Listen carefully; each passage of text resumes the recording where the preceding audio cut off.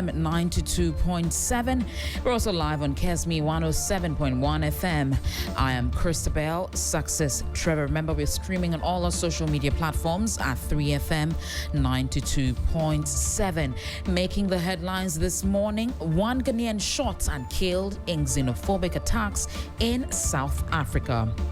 Also ahead in this bulletin, minority in Parliament criticizes President John Mahama for attending the National Day of Prayer and Thanksgiving service instead of focusing on the flooding crisis in Accra. Second one, a 65-year-old woman, just because the flood, their home was submerged. And then the president is standing here and dancing. Dancing for what?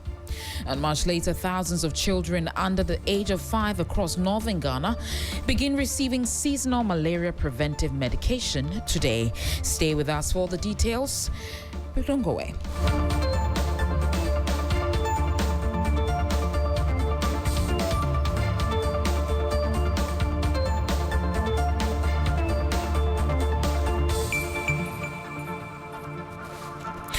Thank you for keeping your dial here on 3FM.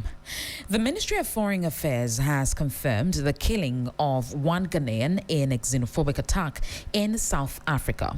A statement emanating from the ministry indicates the Ghanaian national, Mr. Bashiru Isaac, aged 40 years, was shot and killed in Kailisa, Cape Town, South Africa on Monday, 30th June 2026, during an anti-immigrant demonstrations linked to ongoing xenophobic attacks. According to the Ghanaian government, the taking of any life is unacceptable and those responsible must be brought to justice without delay. The statement said, on the instructions of the Ministry of Foreign Affairs, the Ghana High Commission in Pretoria has formally registered Ghana's protest with the Department of International Relations and Cooperation and has subsequently filed a complaint with the South African Police Service. These steps, according to the statement, were carried out after having confirmed the identity of the deceased and notified the bereaved family. The statement says Ghana demands from the South African authorities a full, transparent and expedited investigation leading to the arrest and prosecution of the perpetrators. The government also reiterated its call on the South African authorities to ensure enhanced protection for all Ghanaian nationals in affected communities. Ghana has already transmitted a petition to the African Union Commission, AUC. Meanwhile, plans are being made by the ministry to repatriate the body of the late Mr. Bashiru Isaac to his family in Ghana for a befitting burial, whilst it warns Ghanaians in South Africa who elected not to take advantage of Ghana government's repatriation exercise to remain vigilant and avoid high-risk areas. Now, away from that, the minority has criticized President Mahama's participation in the National Day of Prayer and Thanksgiving service, arguing that the country's immediate priority should have been addressing the devastating floods in parts of Accra. According to the caucus, the president's attendance at the event, including moments where he was seen dancing, sent the wrong message at a time when many flood victims are still struggling with the aftermath of the disaster. Second Deputy Minority Whip Ahmed Jerry Shaib described the president's participation as an unnecessary public relations exercise. The second one, a 65-year-old woman, just because the flood, their home was submerged. And then the president is standing here and dancing. Dancing for what? And then when he even had the opportunity to visit the Ghanaian people, he was in a helicopter, and he was watching them. Watching them for what? What kind of resolution? He was the same person that set up the anti-flood, task force. And he was headed by Stan Dobe. Really, when the Minister of Interior is even supposed to be the one chairing such a committee. I mean, the mediocre is too much. We are always messing up with the minds of the Ghanaian people. Every time settings, every now and then settings. Jerry Ahmed Shaib is a second deputy minority whip in Parliament. Now, as the rainy season intensifies, stagnant pools of water left behind by floods are creating ideal breeding grounds for mosquitoes, increasing the risk of malaria infections. To protect vulnerable children, thousands of those under the age of 5 across northern Ghana will receive seasonal malaria preventive medication, while insecticide-treated mosquito nets will also be distributed in schools from July 2, which is today, to July 5. The Ghana Health Service has confirmed this. In another development, health advocates, the Focus on Sickle Cell Foundation, is demanding subvention on medications from government for patients living with sickle cell diseases. The institution notes there's a surge in distress calls from people living with sickle cell disease since the onset of the rainy season. Amos Ando is from the Focus on Sickle Cell Foundation.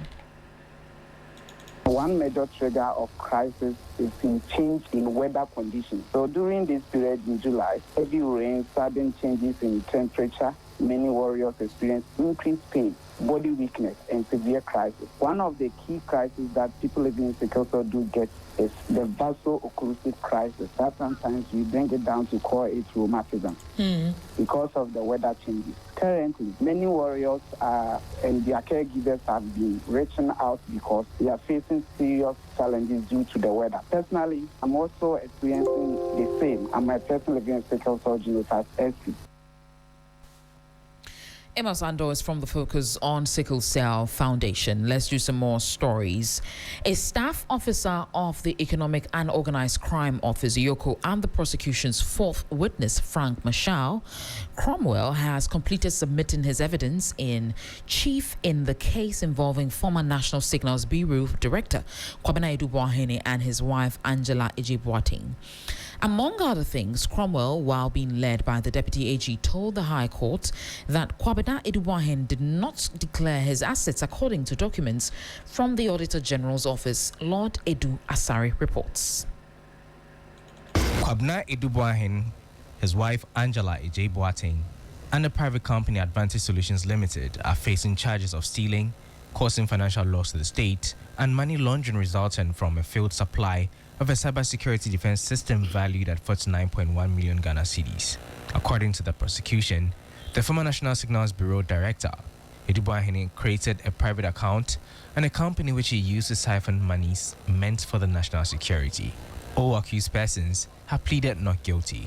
During proceedings on Wednesday, July 1st, the YOCO staff officer and investigator in the former National Signals Bureau Director's case testified that they found it strange that the couple were able to afford a plethora of properties in both the regional capital and Ashanti region, citing his salary between 2017 and 2019. Frank Marshall Cromwell told the court during his evidence in chief, led by the Deputy Attorney General, Dr. Justice Tremsai, that documents from the Auditor General show that Kwabena Idubuahene failed to declare his assets. Cromwell also alleged that aside an initial 9 million cedis which was sent to his relay company, ISC Holdings, for the purchase of the software, the remainder of the money disbursed was transferred into the accounts of Idubuahene and his wife. The case has been adjourned to Thursday, July 2nd, for the defense lawyers to begin cross-examination of the prosecution's fourth witness. That's a report by my colleague Lord Edu Asari. Before we go, more than 50 houses have collapsed with several people displaced as rising floods continue to wreak havoc in parts of the Anlonga district. The situation has brought life to a halt in the affected communities amidst increasing calls for the Haveji flood control gates to be opened to allow the excess water flow into the sea. The rains came again this year, but in large volumes. Since March, communities such as Agobledokwi, Kegbi, and Sakome have been experiencing floods, but recent rains in the area have exacerbated the situation. This flooding came by surprise. We experienced the first rainfall that we had in March, and 3 consecutive times rainfall that flooded the whole area. We were thinking it will go back. And only the one after it is more than. we are expecting.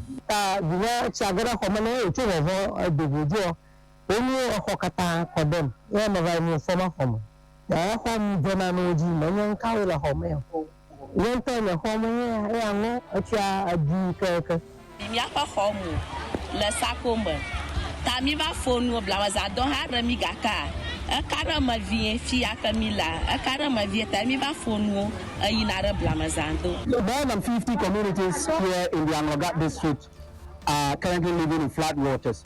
Even though this is said to be an annual ritual, this year's floods are a bit more terrifying and unprecedented. Well, we'll bring you that full report in a subsequent bulletins. This is how we end the morning news on 3FM 92.7. For more stories, please check out our website, 3news.com. My name is Chrystal Trevison. Business is up next with Michael Obodu.